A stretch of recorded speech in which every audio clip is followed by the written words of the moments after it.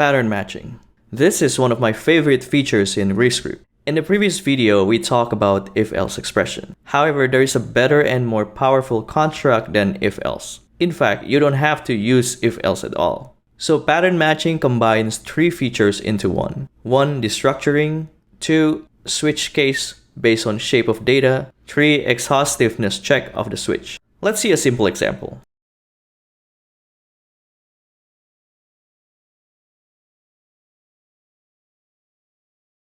Here we have a data structure that contains three elements. In the first branch, we destructure this and match it exactly with the value that we expect. If it matches, then the console log will be printed. However, if it doesn't match, then nothing will be done. Let's take a look at the compiler message. ReScript compiled the code, but it gives us a warning message. It says that we forgot to handle a possible case here. For example, true, empty string, and then 2 false, whatever, and then 0, whatever. Let's try to satisfy what ReScript wants by following its advice.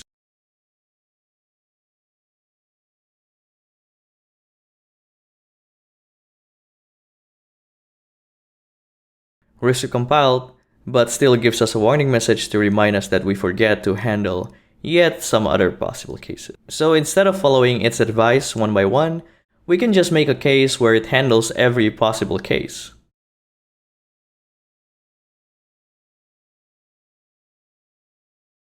Oh, it still gives an error. Okay, let's fix it. It's really easy.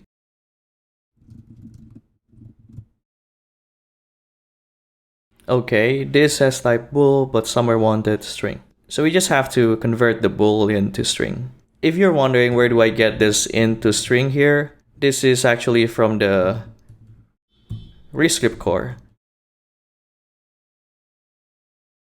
Here, ReScript core. You can just take a look at the documentation online. Unfortunately, there is no helper function in the ReScript core to change from boolean to string. Easy enough, let's just make it ourselves.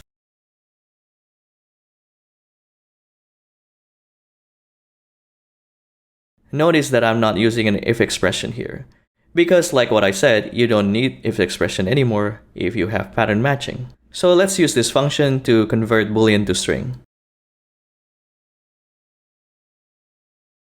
Yay! ReScript finally compiled. Okay, don't worry about function yet, we'll talk about it in the next video. For now, let's see what else can we do with pattern matching. We can destructure and match the option type, for example.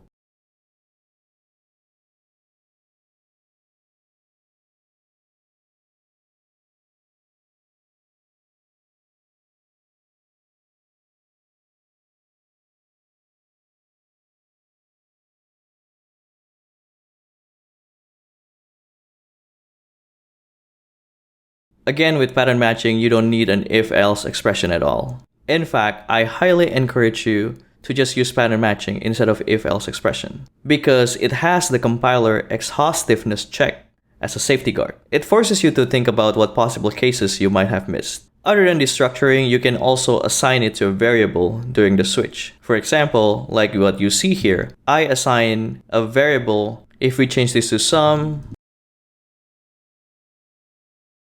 I am actually assigning the 10,000 here to the val variable here.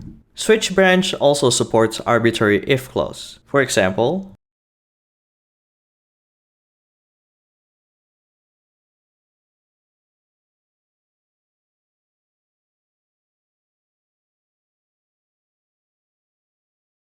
let me explain what happened in this code. First, we subtract attack to defense, and we assign it to a variable called result. Now, this branch will check whether the result is lesser than 0 or not. If it does, then execute the console log here. Other than that, we still have the variable result, which means the result is greater than 0 here, and we just console log the result itself. Now you can see why I really like this pattern matching feature. Once you taste this power, you'll miss it when you're working in other programming languages that don't have this feature. So it's truly a superpower. That's all for this video. If you like this content, don't forget to click like and subscribe.